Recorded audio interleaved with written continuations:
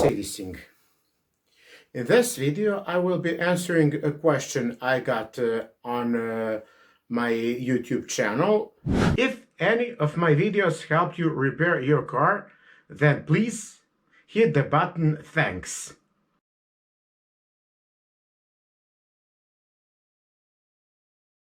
If you, you, want to be the first one to watch my videos as they're fully uploaded, then become a supporter of the channel.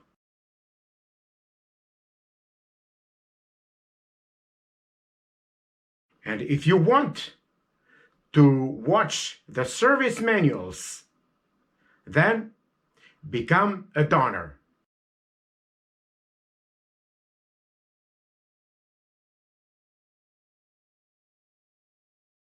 And if you would be kind, please, to support my Patreon, then here is the link to that site,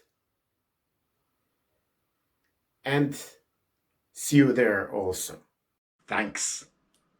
So I'll put it here somewhere. In order not to read the question, it says that a man has constantly 3000 RPM idle on a cold start, warm start, or no matter when the idle is 3000 RPM. Is it possible then to do any adjustments and readjustments on the idle, on the KE3A system or newer versions of the system? This is KE3A. Well, it isn't, because everything is being controlled by the ECU. But is there a way to increase or decrease your RPM manually? Yes, there is a way. And let me show you now how it can be done. And now I would like to answer this question, and I want to say this, that this isn't 100% issue that occurs, but one of them is this one you're gonna see in this video. So let's go to that video, shall we? So this is the throttle housing, and this is the TPS, or throttle position switch. The throttle body is here located. Let me show you on the car. This thing here. And let me show you how it looks like. So the answer to the question I see right here. If you see this,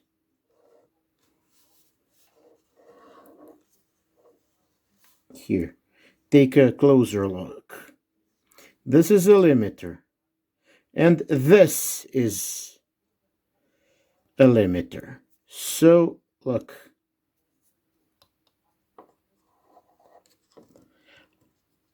our throttle is now fully open, and now it's fully closed. So the first thing you will have to do in order to have a low, stable idle is going to be the way you will have to check the switch. The switch is going to tell you everything. I choose here the buzzer. Now, here, idle. Full throttle. Here. And I move it a bit. For all of you who do not have this function, the buzzer, you can dial resistance. And with resistance, now let's start with idle. It's being measured. When you fully close the throttle, you must get 0. And we do get 0. Once you deflect it a bit, you must get open loop or infinity. Fully closed, 0 resistance. Just a bit, open loop.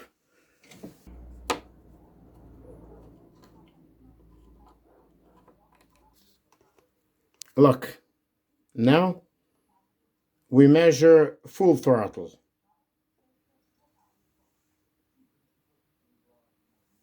And it reads 0. And now just deflect it just a bit and we get open loop or the infinity.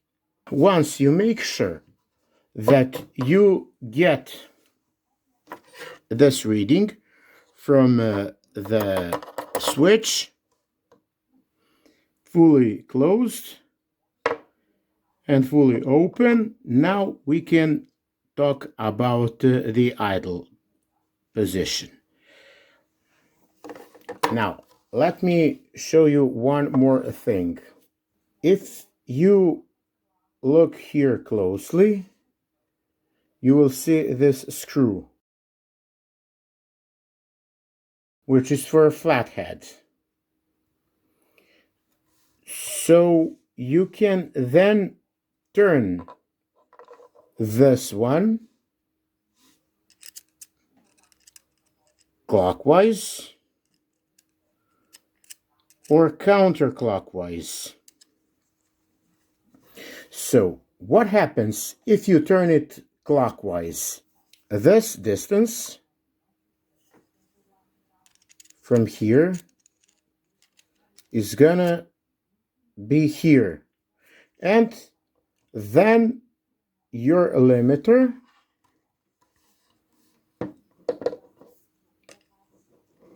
and when I say limiter, I mean this thing here is going to stop approximately here or here. What is going to happen then? This is going to happen. Or from the other side, let me flip it over. Do you see this?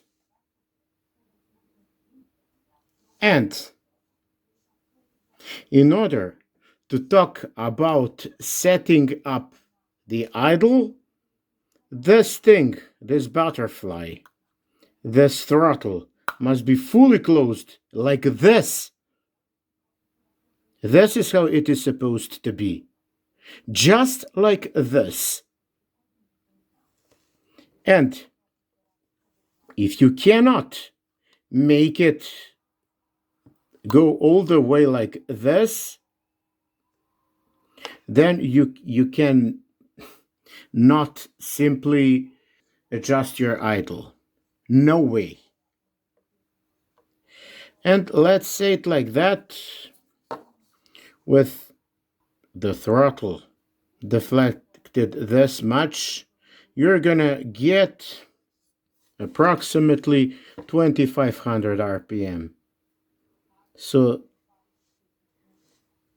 this is what I mean. There is a gap. You see? You see the gap, and it must not be. It must be fully closed, just like this. So your only solution is then to take a flathead, which is going to be here, which you're gonna fit here, and then to start turning it counterclockwise. And with the other one, you must counter hold this one, the nut, till you get this situation. And let me give you the reference here. 1, 2, 1, 2, 3. So you must count here 3 threads on this screw here. 1, 2, 3, and there. And then you're gonna get your fully closed position on the switch, on this one. And one extremely, and I stress it, extremely important thing: if you decide to remove the whole unit, never, and I stress it again, never ever remove or unscrew these two, because they hold this throttle. If you do, you will never ever be able to calibrate the throttle again to close it fully, just like this, without any gap. It cannot be seen on camera, but there is a tiny gap. How tiny it is? This thing is 0.05 millimeter.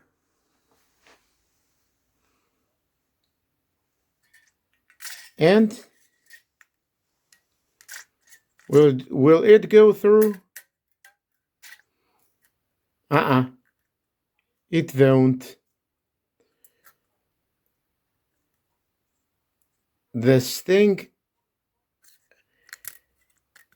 here, let me try it like this. Let me hold it like this.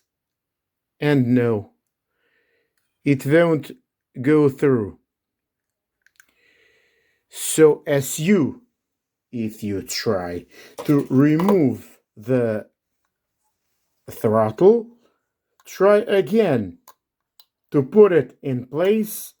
You will have to do it the way it is done in the factory. So my warm recommendation to you is never ever to remove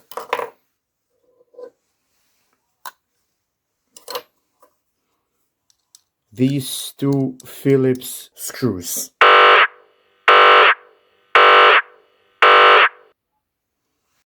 In case your issue is this screw indeed, then what you will have to do, you will have to unscrew this nut.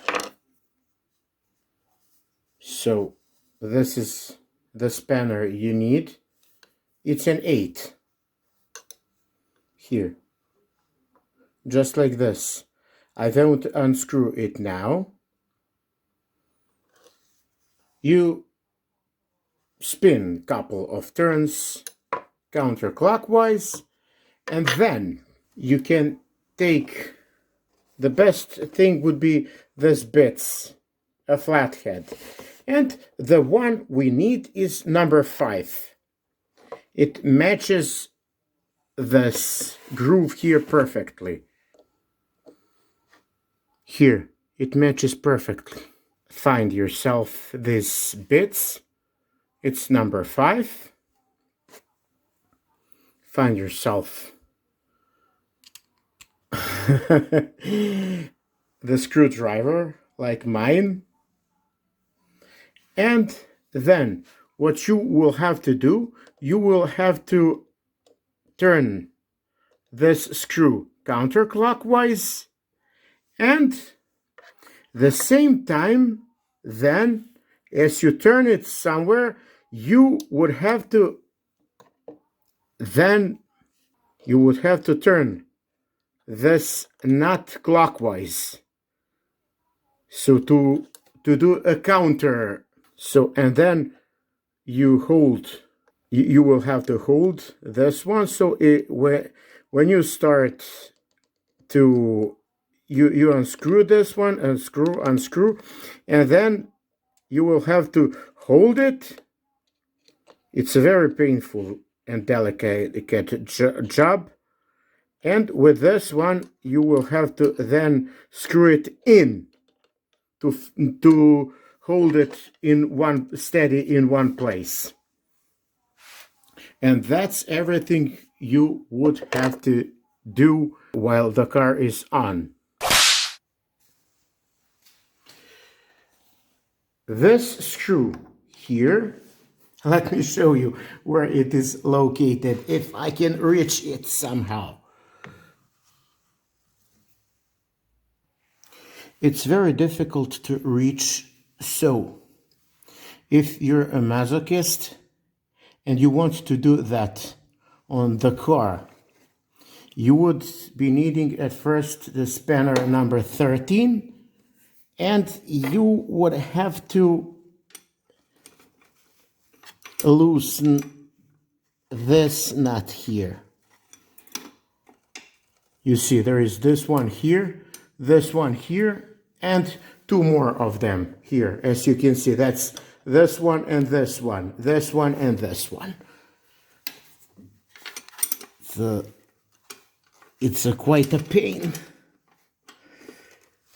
Here like this, and now you would have to unscrew that one because it's gonna be in your way.